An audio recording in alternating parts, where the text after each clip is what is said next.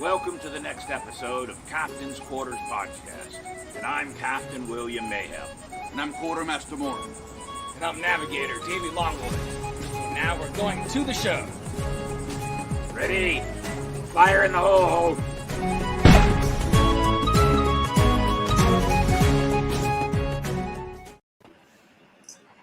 Hi, welcome to our 6th episode. Hello, Davey. How are you? Doing fine, Captain. I noticed that Quartermaster Morin's not around, but I understand that he's out on a secret mission. So we'll have to catch up with him on that secret mission and see what it's all about. But hopefully he's learned his lesson. All right, so our numbers for our subscribers hasn't moved in this past week. So we need to have all our crew tell people to get on there and hit the bell and subscribe, and we'll give you a ticker on that later on. We also want to make sure that everybody knows that when you watch the videos, we get those numbers too, and the watching of our videos has gone up, and we're at the 250 to 300 mark on all our videos being watched. So that's pretty good in a 6-week episode. We're happy with that. Thank you to all of our crew, and yes, our watchers are known as crew. So we thank the crew. We asked a question last week. We started something new, and we asked a question and then completely forgot about doing anything else with it for the whole episode. So we're going to go back to that real quick. The question was, what's your favorite pirate movie? Navigator, what were the answers we got? The top answer was Cutthroat Island. My favorite. Then the Pirates of the Caribbean franchise.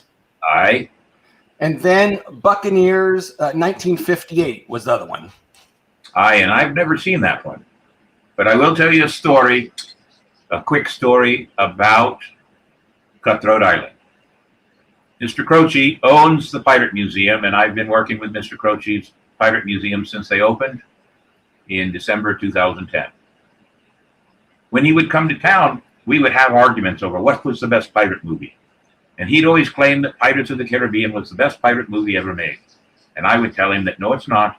Cutthroat Island is the best. And he would argue with me. And then he finally asked me, why is Cutthroat Island such a great pirate movie? I told him 3 reasons. Reason number 1, Gina Davis. Cheers to that. Reason number 2, Gina Davis with red hair. Aye. Reason number 3, Gina Davis with red hair wearing a corset. Aye. She can be in any movie she wants with red hair and a corset, and that's a pirate movie to me. That's why it's my favorite. But all in all, it is a grand movie, and I do like it. The chase scene, the carriage chase scene through the village is one of the best old-time chase scenes you'd ever see. A lot of work went into it. So Pat Croce kind of relented and said, okay, you can have a space in Hollywood Pirates to have mention of Cutthroat Island. The next time you're in the Pirate Museum into Hollywood Pirates, take a good look at the poster for Pirates of the Caribbean. Takes up a quarter of a wall.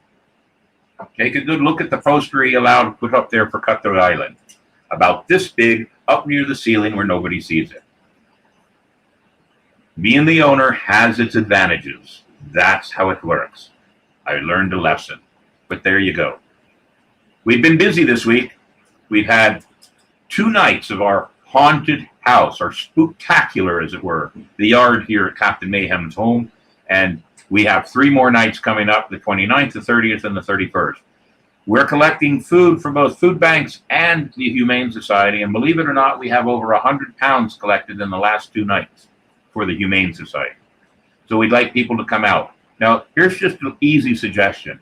If you have children that are young and easily frightened, come at the 7 o'clock time. From 7 to 7:30, it's still dusk.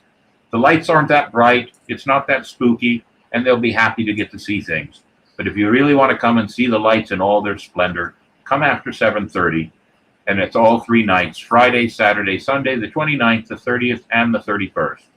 I don't believe I have to say anything more to that, and I look forward to seeing everybody out here for that.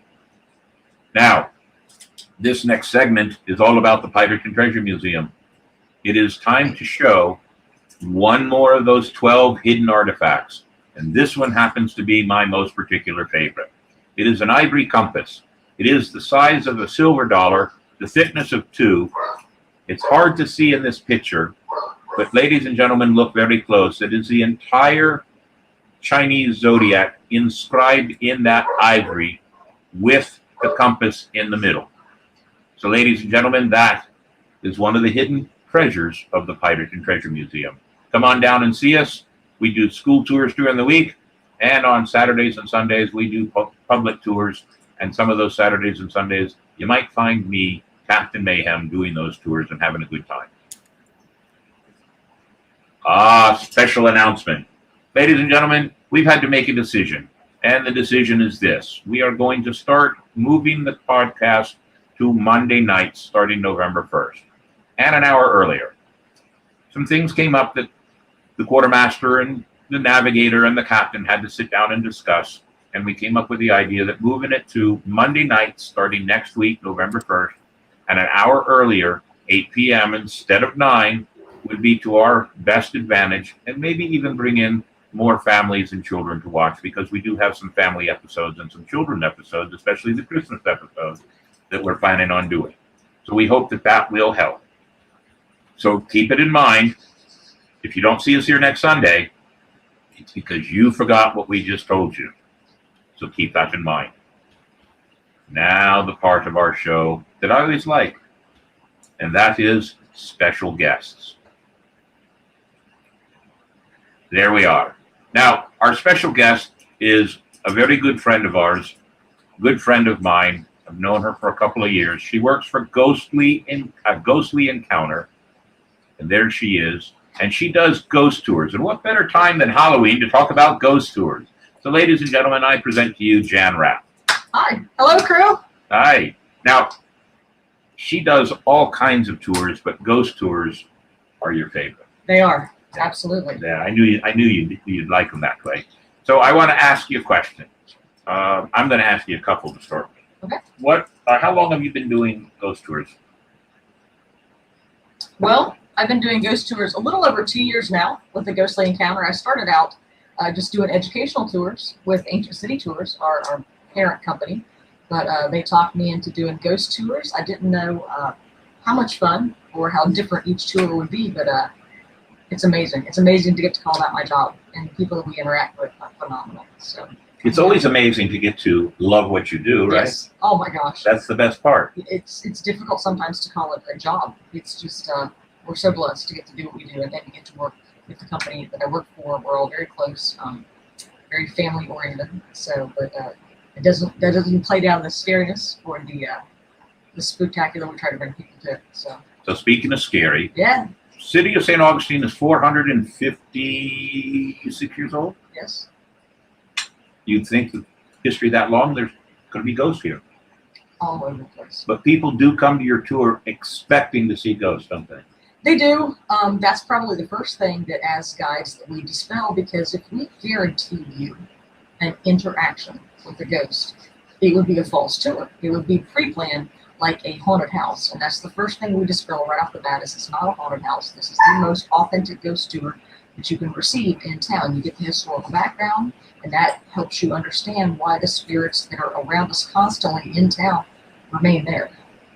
And you can go do a tour, and then the very next night do almost the same tour, and on one night you might see something, on the other night you might not. No 2 nights are ever the same. No, our stories are constantly being switched up. We go according to, you can almost read your audience and the guests that you have and kind of intuitively know what they want to hear. We all know multiple stories, and therefore kind of tailor it to each audience. We don't have to run by script. We're all unscripted, and no 2 ghost tours that work for a Ghostly Encounter, no 2 tours are alike. You can do them with our entire rotation and get a different experience every time. That's the best part about some of the tours in St. Augustine, especially when you're working with a company like Ghostly Encounters, because they can do so many different stories. I've often taught people in like my acting classes that reading the audience is the most important thing you have to do to start with. Yes. You have to be able to read the audience, because you could tell a story tonight and tell the exact same story tomorrow night, and the people are going to be completely different. Yes. And they're going to accept it differently. They're going to react to it differently.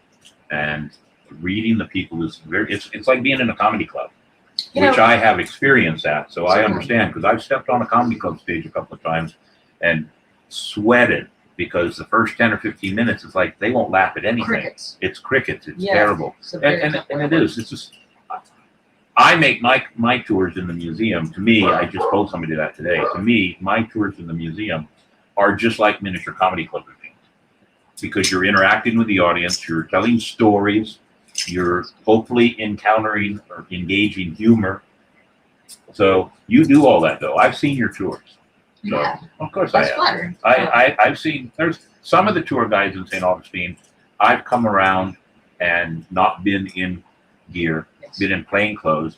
And that's the nice thing about being in plain clothes. Some people don't know what I look like in plain clothes. It's an So- advantage. I can stand around on the street somewhere or on a porch and I can watch. I may not have seen all of your tour at one time, but I've seen bits and pieces. And you do the audience justice completely every time. So that's very good. Being interactive, and all of our guides work each other we keep each other on our toes. And a part of that is to ensure that we interact. It's one thing to stand and listen to somebody talk at you for 90 minutes, which in my opinion, and with my short attention span, would be really boring. We want it to be interactive. I particularly like to pick people out that I can kind of read ahead of time, are willing to play along or to make a little bit of fun of themselves, or just get up in front of the others and do something silly. But when they are drawn into it and are a part of the story as opposed to just listening to the story, it gives them an experience. And we know and have talked extensively how there's so many quality things to do here in town. We're competing for that business, and we want those people to walk away thinking, I'm so glad I spent the last hour and a half with Ghost in the Encounter. That's not time they wish they could get back, or time they felt like they invested wisely, because they're all in such a short period of time to be in town, and they want to maximize all their experiences. And we really try to stay tuned in to them. We care very much about what we do, and our spirits here in town.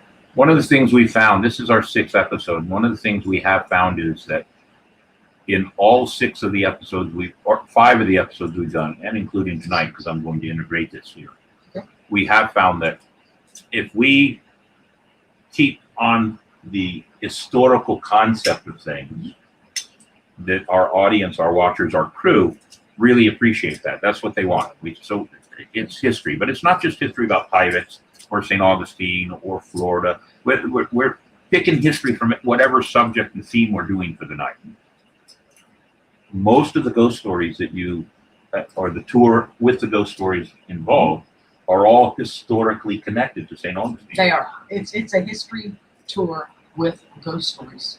So it's a great balance, but we also kind of stride ahead of time, because a lot of the people who work in our office, Lisa or Ava or Kim, will ensure they talk to the guests ahead of time to kind of, they'll even give you the heads up. You have a lot of people on the tour tonight that are really into history. Okay, that changes the whole way I'm going to do things. I'm going to be heavy-handed in history, but ensure that they get the ghost story to go along with it, because that's what they wanted to begin with. There are other times you might have an entirely different crowd that think, they're not so much into history. They'll take enough of it for them to put it into context, but then they really want the heart of the story. They want the blood, the guts, the scare, sometimes the sadness that goes along with the spirits we've lost here. What's your favorite ghost story? Elizabeth at the city gates. At the city gates? Yes. The yellow fever of St. Augustine? Yes. Yes. Yes. Yeah, I've done that story myself a time or two. That's a wonderful story. How do you end that story? Actually, I should have brought them with me, and the gentleman I came with tonight, Jim, our lead paranormal investigator, actually said, "Where are your dowsing rods?" And I said, "Well, I didn't know if it would be appropriate on the show." Oh, I would have.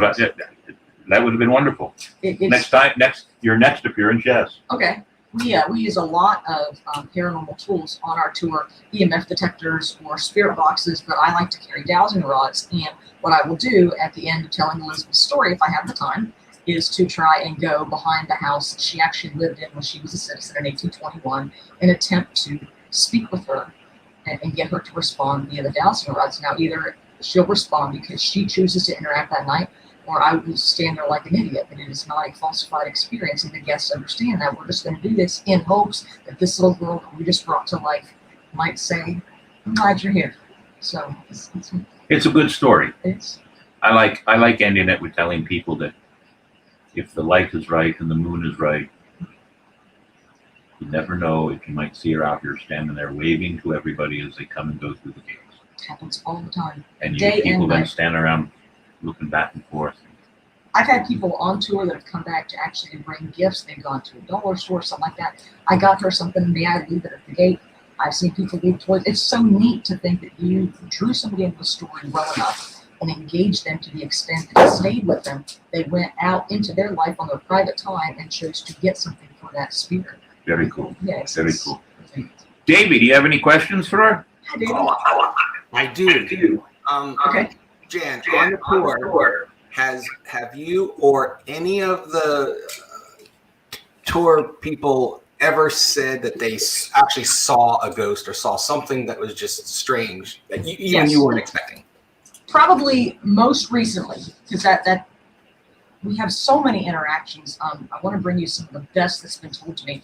I had a couple on my tour, and when she came to me, she had been at the house next door, the Cheesecake Company, and she and her husband had dinner that night, but they came out extremely late, about 11 o'clock, after it was just getting ready to close. None of the tours were around, and she said, I saw a little boy run through the cemetery. Well, we tell the story of James at the cemetery, little boy that fell out of the tree that passed away. And when I told the story, you can kind of tell, you can read the crowd and see how they're taken or if they're preoccupied. And the woman, literally, you could just watch the blood drain from her face. And afterwards she goes, I saw him last night. We just finished up eating. I came out of the Cheesecake Company and I told my husband, the little boy just ran through the cemetery. How will he get in there? It's all locked in. It's all enclosed. And she said, now that you explained to me who all inhabits the Tolomato amongst the multiple spirits that are there, she goes, I know who I saw, and I saw that little boy James. And it's just phenomenal to see people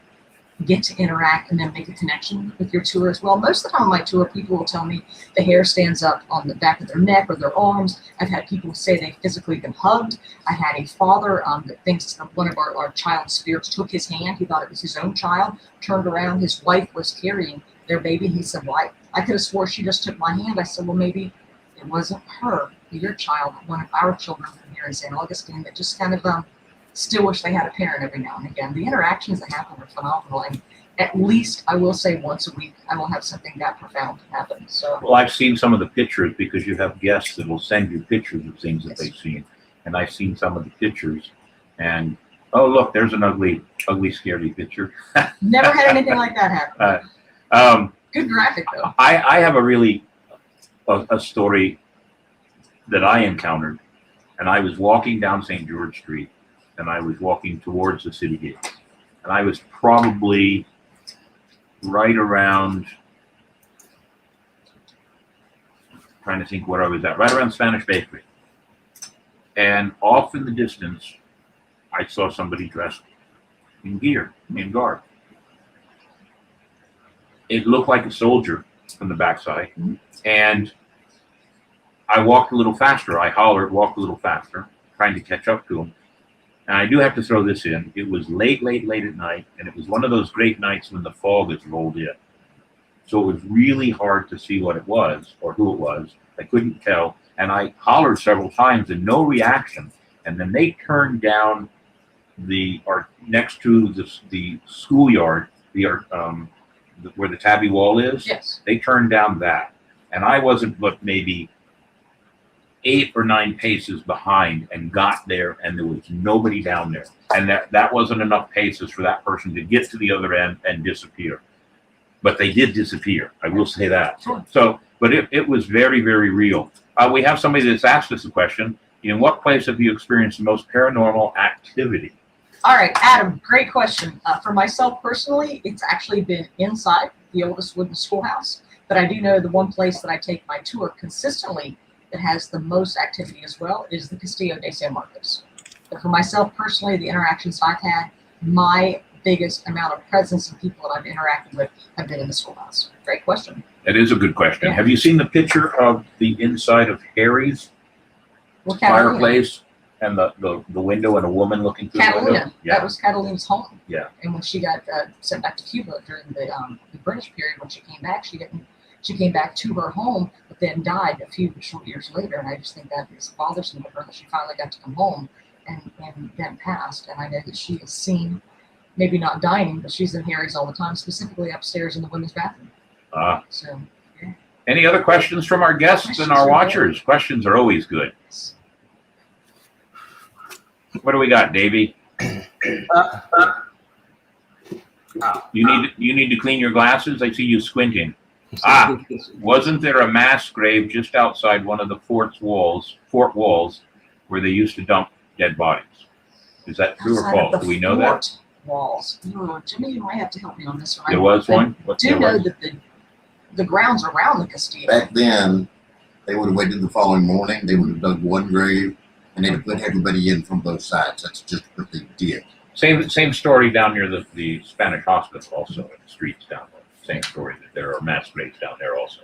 We start a lot of our tours. I know that a lot of our other guys will go towards the Castillo first and want to assure people that you don't need to travel all the way to Gettysburg, Pennsylvania to stand on an actual battlefield, because once you are on the grounds that surround the three land sides, northwest and south, that surround the Castillo, the number of bodies that were shot and bled out and just rotted and were absorbed by the soil you're now standing on, they're too numerous for us to tell those individual stories. But the bloodshed on the ground itself, as well as what occurred to people on the inside, a fascinating story is very much like what you said, because we have a lot of soldier presence here in town.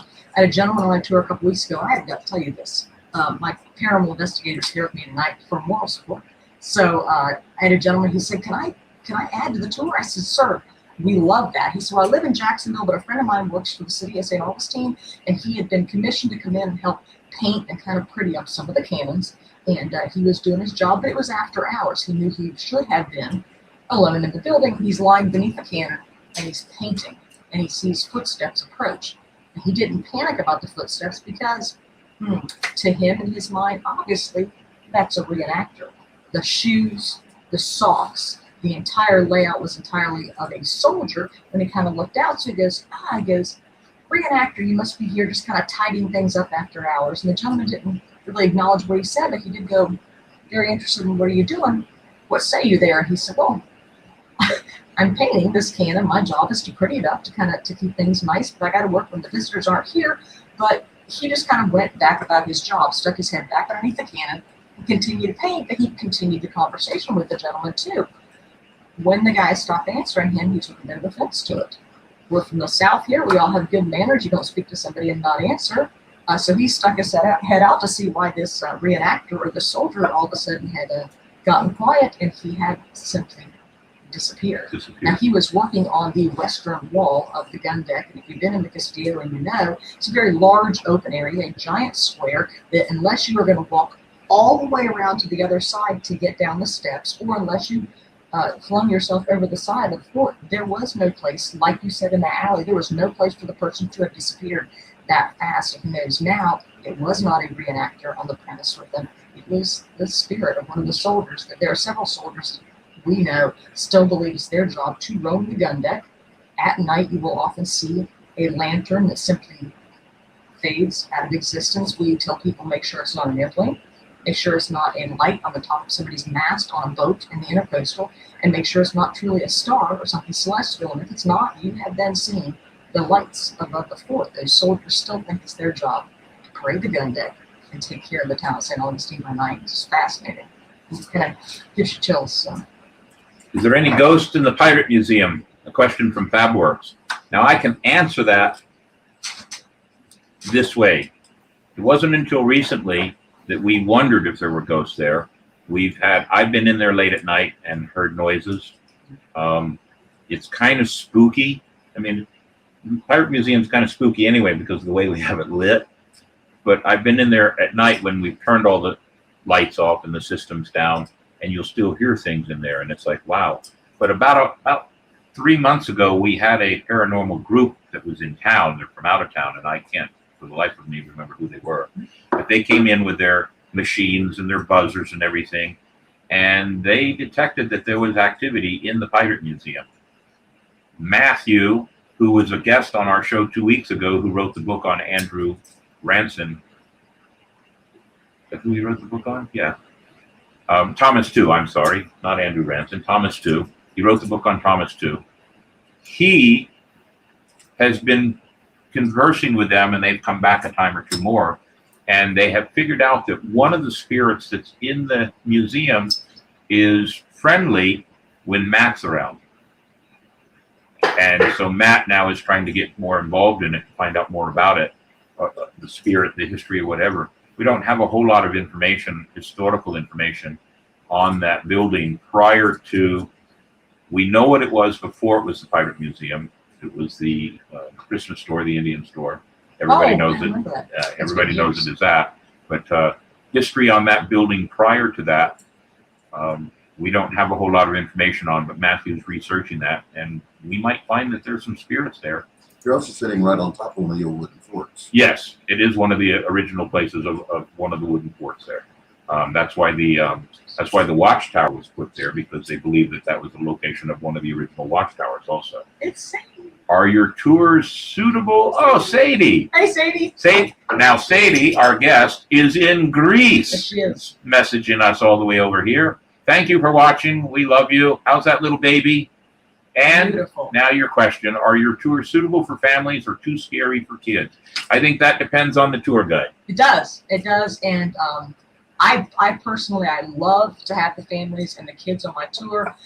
Some of our guides feel like it's their forte or not, and we typically will move guests around accordingly. But each one, if there's a guide that, even if that is not particularly, they're not the family-friendly ghost tour guide, they still will temper their stories according to the age of the ears that are around us. We know that this is a kind of a crazy world, and kids are inundated sometimes with things that we as kids certainly wouldn't have heard. So we don't want them to hear that from us, but it doesn't take away from the tour or distract or take away from the experience we want the other guests to have. But we can kind of change the verbiage that we use, and the adults still understand what's going on, and it goes right over the children's. No nightmares, anything like that. But we have also some tours that are put together when we understand that people truly want to really be shook up a little bit.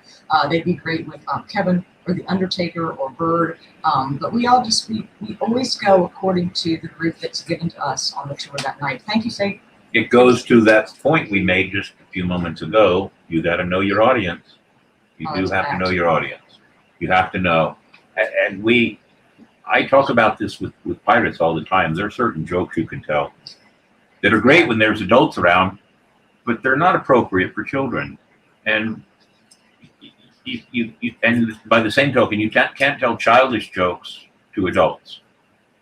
So you have to really know your audience. And being a good tour guide means knowing your audience and know when it's appropriate to tell a specific joke or a specific story. So before we ask this question by Adam, I'm going to throw one in. Okay. Do you find we try very hard to go very non-political in our show. We do not want to take political sides. But this question comes up.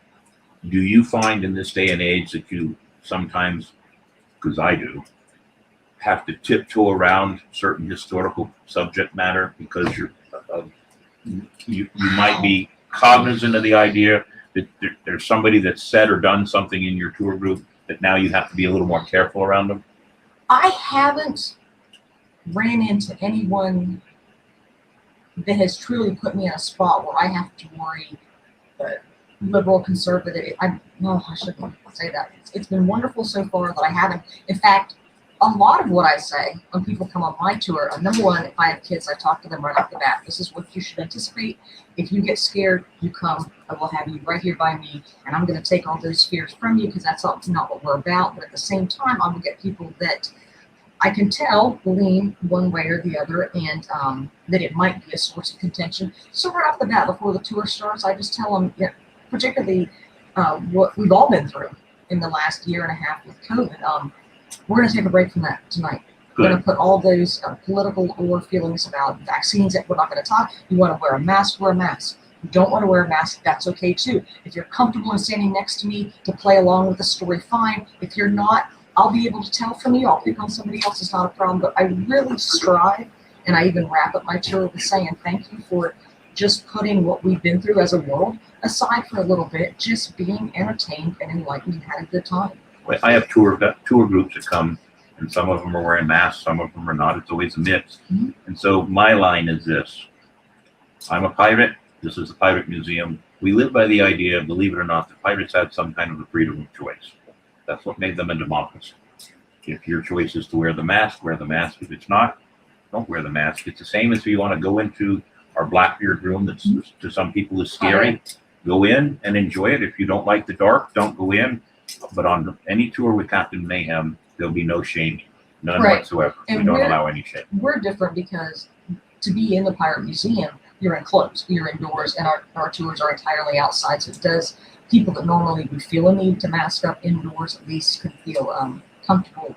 And I want them all to feel comfortable, regardless of what angle you're coming at, because that's just not. Well, bottom line is we're there to entertain. We're there to entertain and have fun. So, Absolutely right. That's Absolutely. a great question. Are there any off the beaten path places that you enjoy, but you don't get to take those guests to? Certainly. A lot of our bed and breakfasts that people don't realize are actually inhabited. Now, there is a bed and breakfast in the upper story of the house Elizabeth grew up in by the city gate. And people will often, I'm telling the story and they're watching, they're like, something's moving in the window. And we will always debunk before we confirm. And I immediately say, there's real people, it's now a bed and breakfast, but your chance once you stay there of being able to interact with her are a little bit higher because she does go home every once in a while. The southern part of town, down around by St. Francis Barracks, the St. Francis Inn is a very inhabited place. There's a spirit named Lily that's down there, and if you go on the website, you can read about her. The Casa de Sueña, I believe, used to be a funeral home.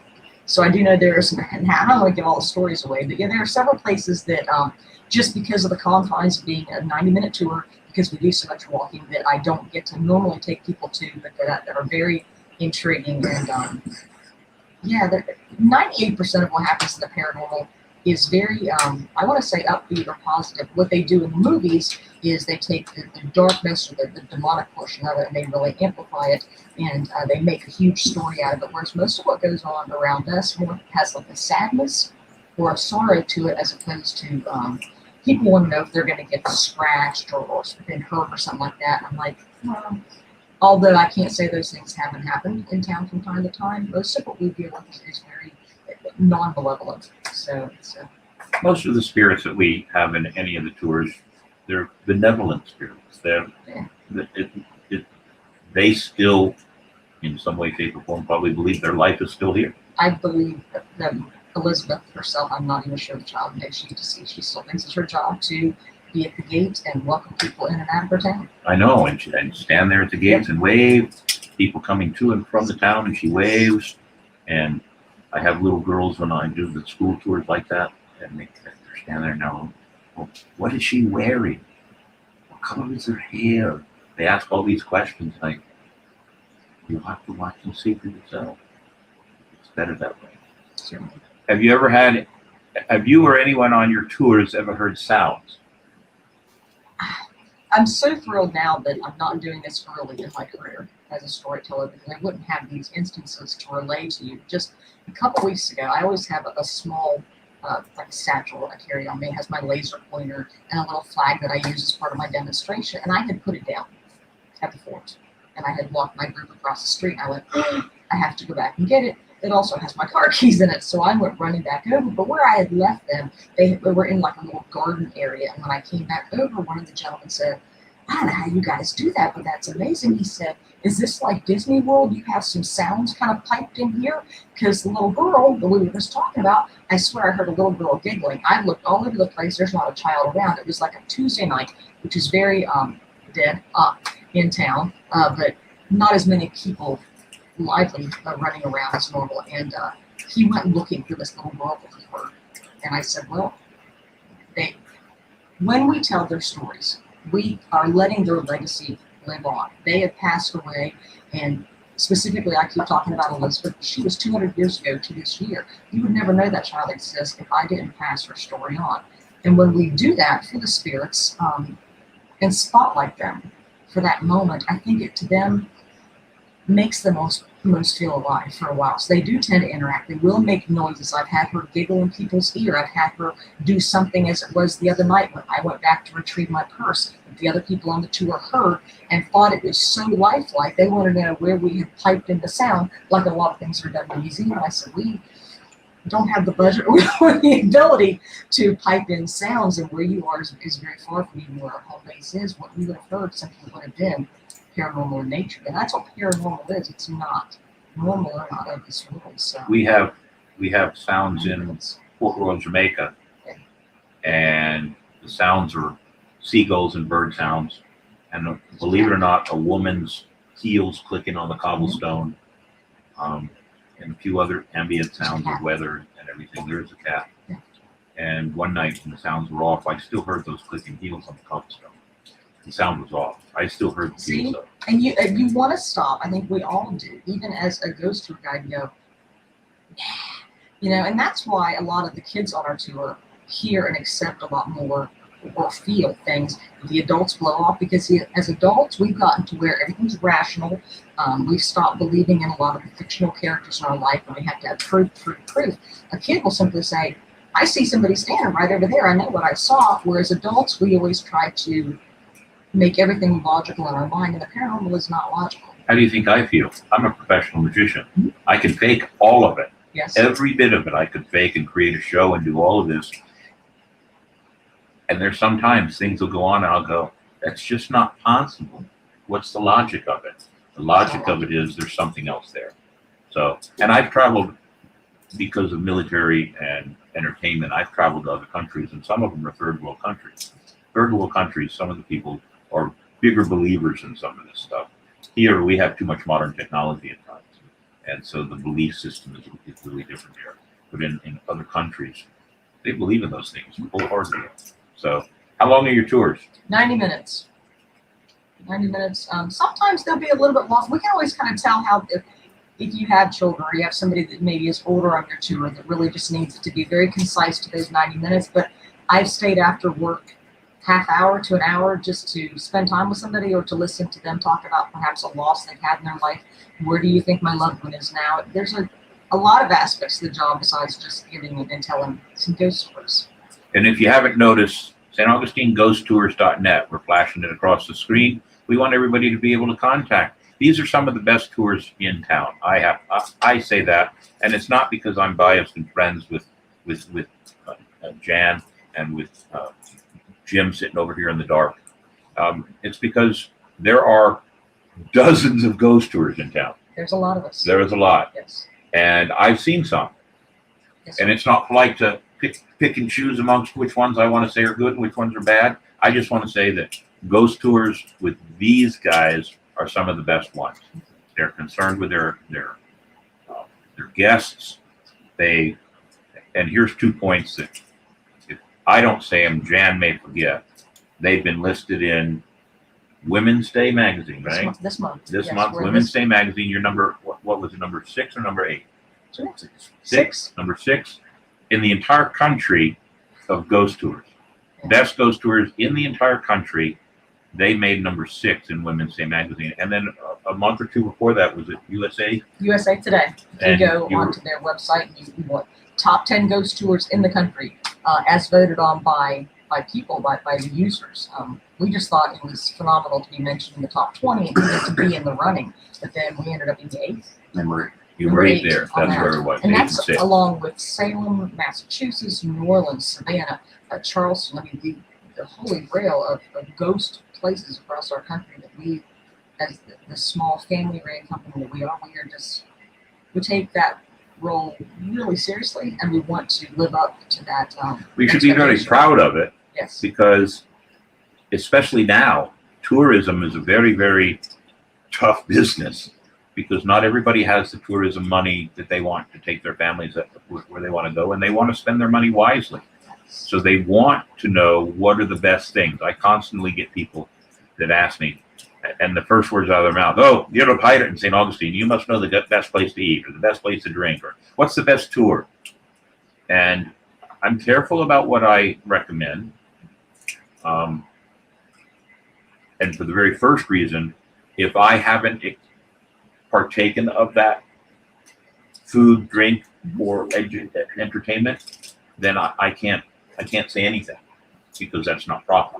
But I have taken advantage of, and I've even actually, there have been a few times where you've needed a specific kind of tour guide, and Diane, is the owner, and she's contacted me and asked me if I would. So there's no bias there. Diane knows the right people for the right job. That's why she's got great tour guides. She's a good boss. And she's a good boss. Very good to work for. She's amazing. Keeps the company together. Nightingale in Florida. Have you heard of any ghost stories on Anastasia Island besides the stories involving the lighthouse? That's a great question because I don't have an answer to it. Do you know? Shores? Yeah, the house that I grew up in on Casanova Drive. Casanova Drive. Yeah. Okay. Yeah. Is that Davis Shores area or? No, it's where you turn in to go to Pelican Reef. Yeah, yeah. So that's Casanova, Okay. the main road going in there. And the guy that built it was the last part-time lighthouse keeper. Okay. He started building the house. He had a son, Billy, who rolled over in the inlet in a shrimp boat and drowned. While he was building that house and the son was still alive, if he wasn't gone in the shrimp boat, Billy would bounce a basketball on the top floor of this house back and forth all day long. When Billy drowned, the guy went to finish that house and he couldn't work on the house because he could hear his son bouncing the basketball. Wow. We moved into that house probably 25 years after that happened.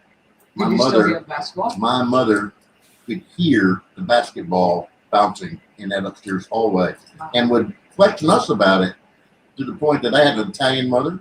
We don't argue.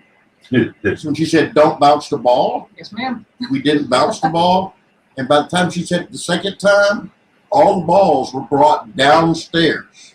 There were no balls upstairs.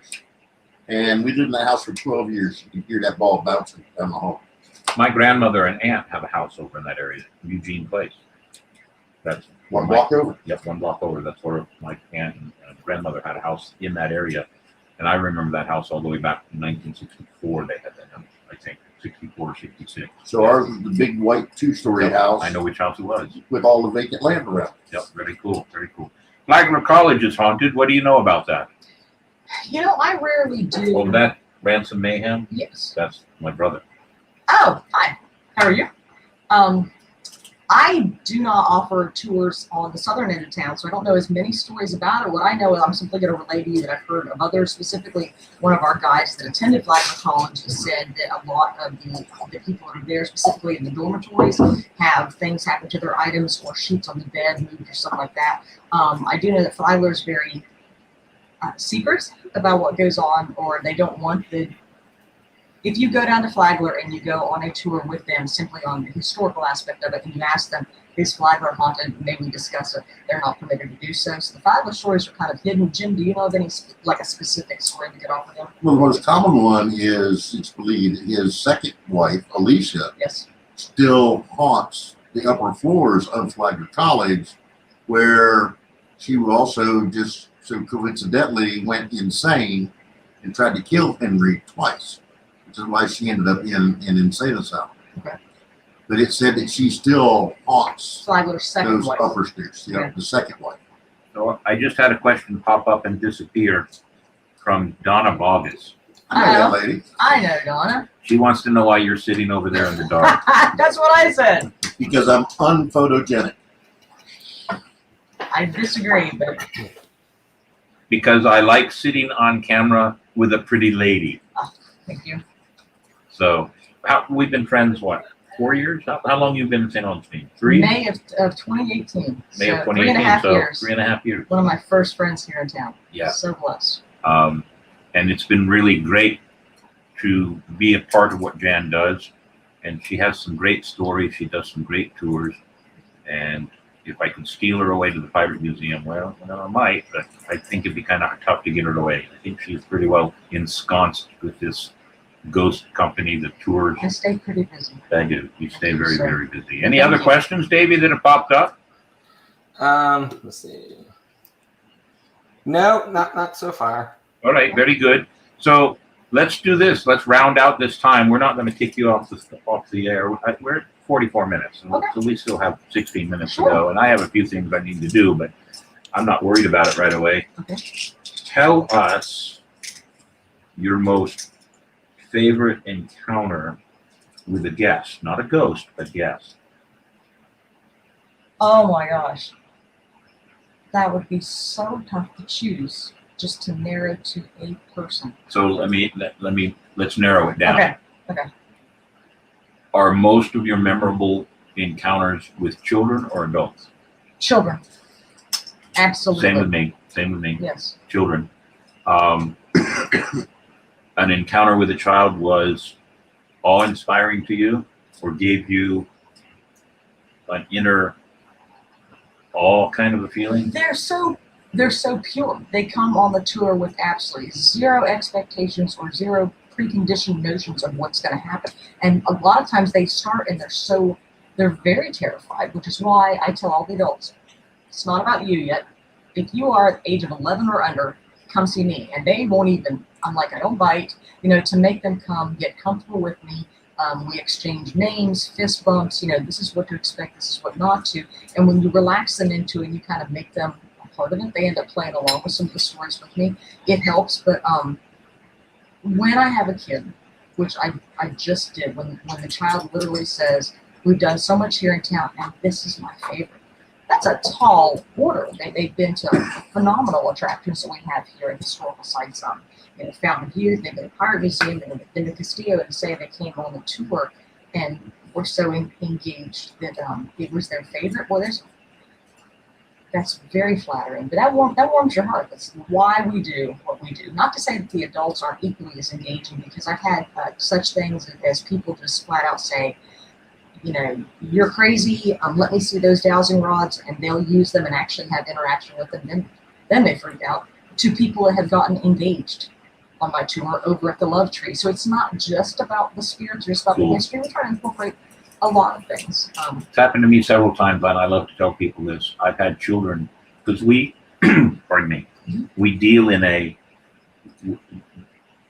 we get a paycheck for doing this, which is great. You get to get paid for what you love, but there's an extra to it, and that's called tips. Yes, And I'm not pushing the idea of tips. The story I'm going to tell you has happened several times to me. I've had children actually come up to me and put coins in my hand and say, this is for you. Thank you very much for a good tour. Coins. One child I had gave me 4 pennies. And she was digging them out of her little purse and gave me 4 pennies because she saw everybody else giving me tips. Those 4 pennies are more valuable to me than the $10 or the $20. They don't pay the bills, but they're still more intrinsically valuable. If a kid did that to me, I would have those 4 pennies lined up on my dresser. So the kids really do. Yeah. And I know this from magic shows. Kids are brutally honest. And if you make a mistake in a magic show, they'll call you out. And they'll make you feel like less than whatever word you want to insert here. Yes. So it's very, very tough. They're brutally honest. Brutally honest. They will hold you to the fire they keep you accountable.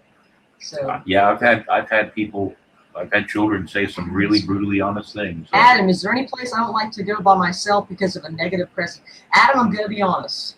My uncle is a priest, and I've talked to him a lot about doing this job, good, bad, the yin and the yang, angels, demons, so on. And he said, I want you just to tell the positive stories. I want you to let the legacies of the good spirits live on. And he said, I want you kind of to ignore any of the bad or the negative. I think because it's like when I was a teacher. If I had a kid who was acting up in class, usually I could get that behavior to stop by just not paying any attention to them. And that's kind of how I treat the negative entities that I do know that are in town. I'll have some people afterwards really, I want to talk about the malevolent. I want to know where this is. And I'll pass on a few of where they could go to have those type of interactions. Me personally, I avoid them, and I try to keep the tour as positive as you can when you're talking about death. But I don't have any place that literally I won't go that creeps me out, but I do have colleagues that would gladly tell you there are places they simply won't darken. You never go to a lawyer's office. Jim just doesn't want to go to the lawyer. I think we all can attest to that. I don't like to go to lawyers either. So this has been a great segment. We've really learned a lot, and I hope that people watching will, if not only will you go and take one of these tours, but tell your friends and pass it along, and share. That's very important.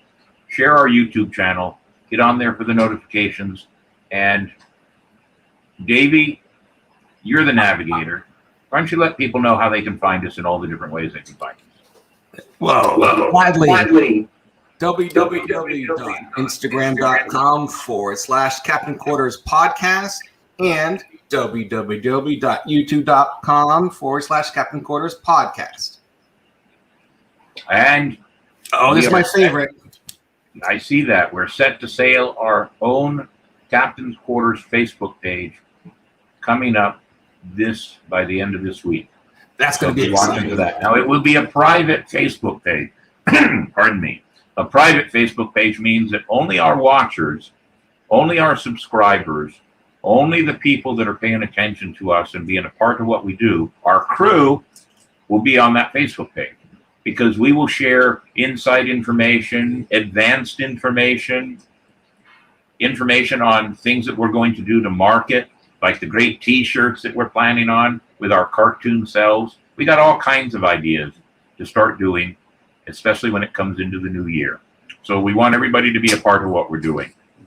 Now, next week's going to be a little different. Do remember, it's going to be on Monday night, not Sunday night. Monday night at 8 o'clock, and it's our Halloween edition. There's the Captain's Quarters reminder for November 1st, 2021, 8 p.m. We hope that this will not lose any of our crew now and help us gain even more crew. But we are going to do a special Halloween edition. We have no guests slated. It'll be a little bit more talking about our spooktacular. We'll have some videos and some pictures to show of what we did and show the results of how much food we gathered for the Humane Society and the local food banks here. And we have plans for something very special that night, something to share with everybody and let them see just how much fun we had doing this. Now, there's one other thing I glossed over at the very beginning of the show, Davey. Navigator, I missed one segment to talk about a couple of other things the crew was doing over this weekend. This has been a very busy weekend, and I wanted to throw this out there, and we'll just bounce right back at it. We did Ancient City Kids Day, the 25th anniversary, on Saturday from 11 to 3, 4-hour event, but with setup and everything else. We had 15 crew members out there, pirates, mermaids, our booth, education, games, the whole thing was out there for Ancient City Kids Day, and that was a free event for every child that came on the field. There was nothing that cost them anything except for a $2 burger or a $1.50 hot dog. Everything else was free, and if they went to all the booths and got their passport marked, they took their marked up passport to the information booth and they got a t-shirt. Pop that t-shirt emblem back up there. That t-shirt emblem, if you look at it really close, there's a pirate in it. Guess who that pirate is? I don't know. Yeah. It looks kind of familiar. I was very proud and very flattered to have them ask if they could use my likeness for their 25th anniversary. I was hugely proud about it. I did a magic show, emceed their entire stage. It was a fun day, and here's the best part. There are now 2,000 of those shirts all over the city of St. Augustine, because they had 2,000 children claim those shirts. Right. That is really cool. Yeah. And Ancient City Kids Day is a very good event. The sheriff's department's out there, the police department, the fire department, everybody's out there that does anything that has anything to do with children. And it was just a wonderful event. And to see all these children all over the field running around, playing games, and just having a good time. And that's really cool. So it was fun for us to be a part of it. And we've already been asked to go back and do it again next year. So we'll try to make the Pirate Village even bigger next year. Maybe we can even invite some friends that do ghost tours. Who knows? Hey, That would be great. whatever we can do. We would love that. Partnership in this city amongst really good groups that provide entertainment is a very good thing. And I advocate partnership amongst any of the people that I work for or with. And it's one of the reasons I like to bring people on like Jan and Jim sitting in the dark. Another thing that we did was this morning was the multiple sclerosis 150 or 150 bike run. They leave from somewhere up north, I think the airport. They come down all the way to Daytona on their bikes, not motorcycles, bikes. They did that on Saturday. And then they stay overnight. They have a party and a reception for them. Then on Sunday, they get up in the morning, they come back up A1A. And at Marineland Studios area, they are greeted with a lunch and everything else. And so my pirates were there. We were there at 8:30 this morning to greet them and wave flags and make fun of them as they're coming along and cheer them on and have a good time. And we did it 2 years ago. Nothing happened for COVID last year, but they specifically asked us to come back. And many of the bikers where they came up to us and said, "This is the best part of the whole thing, is seeing pirates standing there cheering us on. You should share your rum with us." Well, we can't because you're exercising. So, but it was a real good event. We had a good time with them, and we'll do that again next year. And be watching now, because even though we're still talking about Halloween, the St. Augustine Swashbucklers do a huge Christmas village also.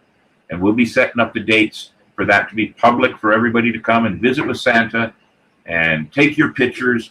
Last year, Santa was even taking pictures with family pets. So, and I think there's even a picture of Santa with a horse. So Santa is open to all children of all persuasions, two-legged and four-legged. Sadie Nichols is saying Thank you, thanks. Sadie. Lots of information to plan a great retirement time. No, you're not retiring. All right. Sadie, you got to come back soon. Yeah. We want to see that baby. And that baby's already Beautiful. 2 years old now. So we need to see the baby in person. I want to give her a Thank you, big Adam. hug. Adam, thank you very much. He's part of the members of the crew, and he's a great musician. So we like having him aboard. And there's Christy Thomas. Can't wait to take a Oh. tour. Love to see you, Christy. Please Alright. come on down. They will be coming and taking one of your Very tours. good. So it's been a good night tonight. Have we missed anything, Davey? You're the navigator. You're keeping me on track. What have I missed? Anything at all? Nope, we've covered everything. Everything. Good. We've done a good job then. Well, do you have anything you want to say? Oh my God. Just, you emphasized about doing things in the community, and I'm assuming most people that watch this are actually citizens here at St. Augustine. If you don't realize how lucky we are to live here and for everything to be integrated, like you said, you had support from the police officers and stuff like that. It's amazing to see all the entities come together with a focus of providing a better community, and the people that do give up their time to organize these type of things. It makes such a difference, and I think it pulling us back together, because sometimes we are in a world that you say can be politically or otherwise charged, and these are the type of things that are going to get us through this. This is what's going to keep us going and keep us on a positive note, and make a better tomorrow for all those kids that we do love so much. And the tourism industry in St. Augustine is widespread across the spectrum: age, race, gender. This city, a lot of people come here because of the history, and they want to learn history. And it's one of the reasons we want to keep our podcast leaning towards history. We're actually going to do a National Sangria Night. Okay. You can come drink with us if you like. Well, I might have to do that. We're going to do a National Gingerbread House Night. So we're really going to work on some things that we try to keep it in the history idea. Thank you, Marauder Mason. There you go. Very good. Well, Davey, there's another one, Nightingale. You're more than welcome. Boy, you're getting all kinds of thank yous. I appreciate it. See? I So, told you this would be Wouldn't be here without you, though, Captain. this would be a good. I told you this would be a good venue to have some fun at. We'd Absolutely. like to do this again. It's been a blast. I tell our guests that have been on here, if you have a specific in 2022, if you have a specific date that something is really appropriate, Yeah. like National Sangria Day or National Gingerbread House Day, we're going to do an event in December. One of our podcasts is going to be on Pearl Harbor and the start of World War wow. II. And believe it or not, the guest for that night is William McRae, not me, my son. Wow, My that's son. awesome. He's That a is history so teacher good. in Alabama, northern Alabama, and he loves history, and he's a great teacher. I see so much about what he does, and we've asked him to do the episode on talk about Pearl Harbor and the start of History World is War II. not boring. And it is not boring. It's not. St. Augustine also has a great part of World War II history It does. that happened right here that most of the people who lived here. Are you Yeah, referring pretty cool to about the German soldiers that I were am. deposited here? I am. Yes, that's a very big part of I'm very history. anxious to hear about that. You haven't heard that one? It's, No. it's called Yeah, that's a very- Operation It's, Astoria. it's also one of the reasons that Hastings is a potato area. Wow. Well, so where the street sign is, it says Spuds. Yeah. The labor camp that is there on the right out of concrete. Yep. Was a POW camp. Absolutely, German POW. Yeah. Correct. That's why Hastings is potato. Captain, we're pulling into port. Are we? Well, then I guess we've reached our point that it's time to say goodbye to everybody. But I want to say, before you do that, I want to say one thing. I'm so appreciative for the 6 weeks we've done, and the comments and the emails and the guests that we've had. And We're going into a very busy time between now and the end of the year. It's hugely busy for everything we do. If we make a mistake or we miss something from anybody, please do not feel bad if you send us an email and say, hey, what about this or what about that? Let us know. I'm a magician. I'm not a mind reader. So let us know if we need to upscale or improve on what we're doing. We want everybody to be a part of this. And as we say when we close, because we want everybody to be a part of it, hit it, Part of the navigator. podcast, part of the crew. Always. Thank you very much for viewing us this week. We look forward to seeing you next week. Thank you.